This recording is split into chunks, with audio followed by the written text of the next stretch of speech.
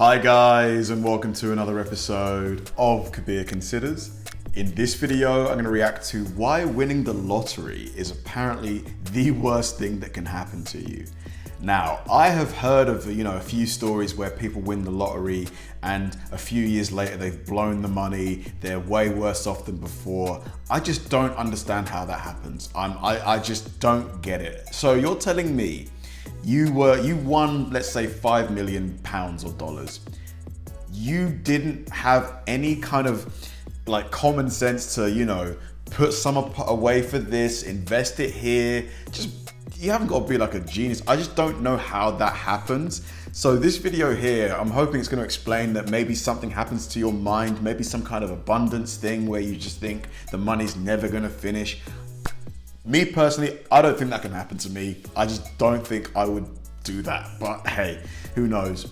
This video should be really interesting. I'm hoping it's going to have, some real justifications for this title because I find it a bit strange, but this should be interesting. Let's do it. No doubt you've all had the conversation with your friends about what do you do if you won the lottery, or how much you'd give away to family and friends. How many problems might that cause? Or would you just spend and live a life of selfish luxury? According to CNN Money, the biggest lottery win ever was $1.586 billion, but it was divided between 3 people. A year later, in 2017, Still, that's $500 million each. One woman scooped $758.7 million, and she decided to take the lump sum of $480.5 million. If you don't know, you can take your win divided over a number of years or all at once. Sounds great, but tell us what you think about that after this episode of the Infographic Show, when winning the lottery was a horrible curse. You may have already seen the documentaries in which lottery winners find themselves surrounded by cunning relatives and friends suddenly emerging from the past, all wanting a piece of the pie. You'll know how it can tear families apart, which often sounds like a tale of biblical greed. I don't get that though, because I would simply have in my mind, I'm going to give each person this and that's it. That is it. And I'm going to tell them explicitly, I'm giving you this, I want you to enjoy it, but don't start coming to me all the time for more, because it's not going to happen. Sad stories for sure. The last one might even bring a tear to your eye. 10. Return of the Killer Lover. Aged 42, Doris Murray might have thought she was the luckiest woman alive when she picked up $5 million after winning the Georgia lottery in 2007. It said her plan was to start a trust fund for her grandchildren. But Murray only got to live with her winnings 1 year as her ex-boyfriend came back on the scene begging. She wasn't interested in getting back with him or sharing cash with him, and so he stabbed her to death.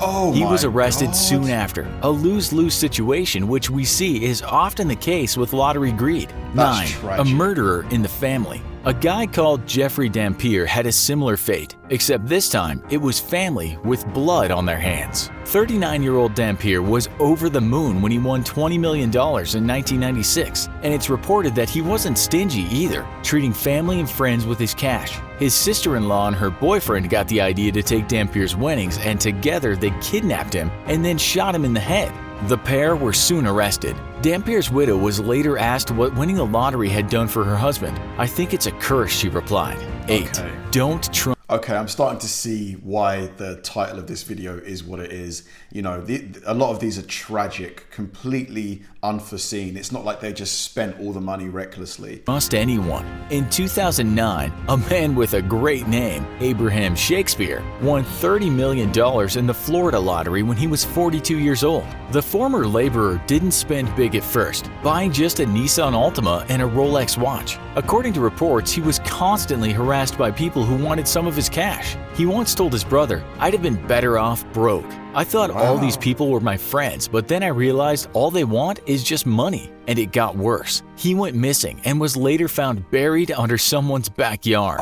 The killer was a woman he'd befriended who had told him she'd help him with his too much money problems. Her name was Dorsey D.D. Moore, and she's currently serving a long prison sentence for first-degree murder. 7. Drinking to the grave. It's happened numerous times when winners have been murdered for their money. All the reports of this happening were in the USA, but self-destruction, well, that's universal. Take the case of BRIT Keith Gow, who won £9 million, about $12 million at today's rates, in 2005. Gow got straight down to the business of spending. betting big on soccer, horse racing, and apparently drinking himself to oblivion. He wasn't the brightest of lucky people and got scammed out close to $1 million after giving it to some shady guy to invest. He not only ended up selling everything he'd bought, including racehorses, a top-of-the-line BMW, his executive box at Aston Villa Football Club, and a large country villa, but he got into money troubles. He died of a heart attack, and financial problems and booze were to blame. His friends said the lottery virtually killed him. Winning the money was the worst thing that happened to him. It's very sad. Do you know what, though? I can bet you this guy had gambling problems prior to winning the lottery, that he hadn't resolved. And that is just the worst thing, to give a gambler is a bunch of money, while they're still in the midst of their addiction. It's not going to end well. Dad, he told one friend. 6. Taking your own life. Then there's the story of Billy Bob Harrell, who won $31 million in the Texan lottery in 1997. He was followed around like many others by people with their hands out looking for some of his winnings. He didn't hide the fact that he was rich, though. It got so much for the poor guy that he moved and changed his phone number. He also made some terrible financial decisions, and things got worse when he got divorced. It seems it all got too much, and 2 years after he won, still with money in the bank, he put a gun to his own head. Prior to taking his own life, he said, "Winning the lottery is the worst thing that ever happened to me." 5. Losing everything you need. Another case was the curse of Jack Whitaker, a West Virginian who won a staggering $315 million in 2002. He wasn't too careful with his cash, having almost $500,000 stolen from his car where he kept a money-loaded suitcase. He later had another Why did he keep so much cash in his car, though? Why? $100,000 stolen in a similar way. Then, he was hit by grief after losing his granddaughter to a drug overdose. And then her mother, his daughter, died 2 years later from a drug overdose. They've both been spending his fortune for him. "My granddaughter is dead because of the money. She was the shining star of my life, and she was what it was all about for me," he told the press. Incredibly, years later, he said he had nothing left and was a daughter and a granddaughter down. So he'd spent the entire 315 mil. On what? Can someone explain that to me? How do you spend $315 million that quick? I just don't know how that's even possible. "Wish that we tore the ticket up," he said in an interview. 4. Too much, too young. Over in Scotland, a wee lad of 17 called Stuart Donnelly won the lottery in 1997. Not a good year for lottery winners, it seems, and talked about the pressure of being rich. He once told the newspaper that he was scared to leave the house. "It was very hard to deal with all the attention I got. I even had people camping outside my house. It put a huge strain on me and my family." He was found dead in his luxury home when he was 29. It's thought he died of natural causes, but the press speculates the lottery win played a part in his demise. Natural causes at 29? Is that even possible? 3. Back to the trailer park.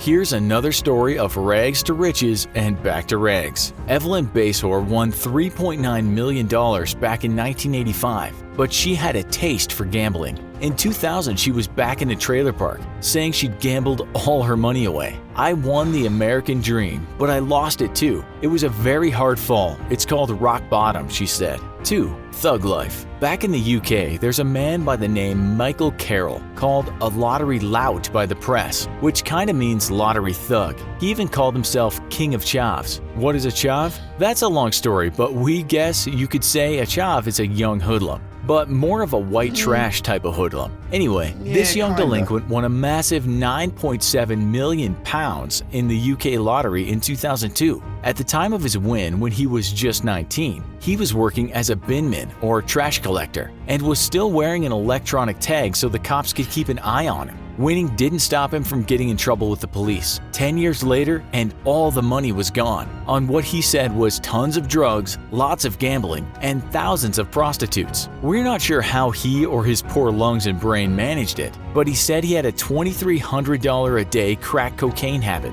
What did he have to say about his rise and fall? The party has ended, and it's back to reality. Dude, if you're spending that much, I've seen a few documentaries, right? So I kind of know roughly what the costings are. If you're spending that much on crack, how are you still alive? How have you not OD'd? I haven't got 2 pennies to rub together, and that's the way I like it. I find it easier to live off 42 pounds dole than $1 million. Dole means unemployment benefits. He couldn't get away from crime or criminals either. As his money was running out, some blackmailers slit the throats of 5 of his dogs and basically ran him out of town. But not before he paid them over $150,000. 1. A mortal loss. But we'll leave you with the story of all stories, even though we're not sure you can call it a curse. In Thailand, the lottery is serious business for many. It's a way out of poverty for some who don't have many options in life. People make merit at temples and pray for the winning numbers. Superstitious folks get exploited by seers who sell the right numbers. People see winning numbers in dreams, or if someone has, say, a strange-looking fruit growing in their garden, people will queue to pray to it and hope it gives them lottery luck. Wow. The numbers might even appear on the license plates of crashed vehicles. A ghost may even whisper the winning numbers in someone's ear. So yeah, it's serious all right.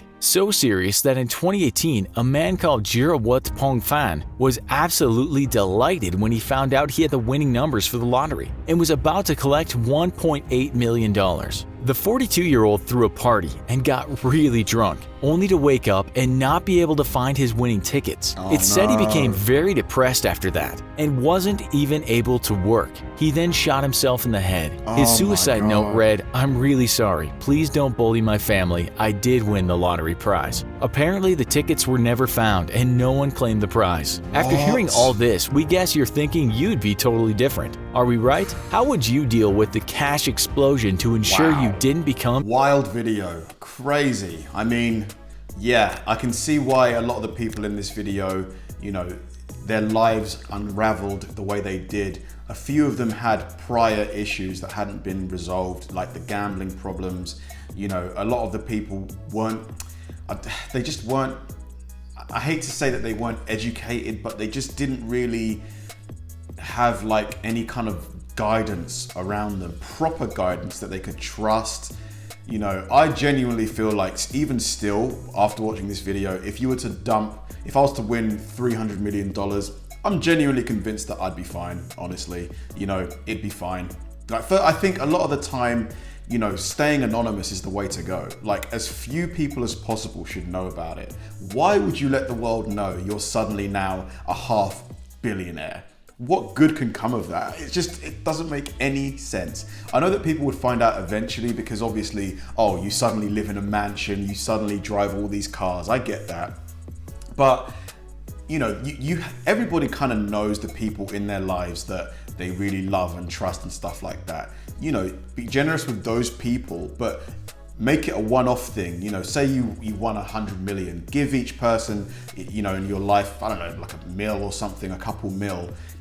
And that's it. That is it. You know, you can even have them sign a contract saying, if you come back to me for more money, you know, there's going to be some kind of penalty. I don't know. Like, I just feel like there's ways to protect yourself in these scenarios that I just feel like a lot of these people were unprepared for and just didn't have the right guidance. What do you guys think? Thanks for watching, guys, and I'll see you in the next one.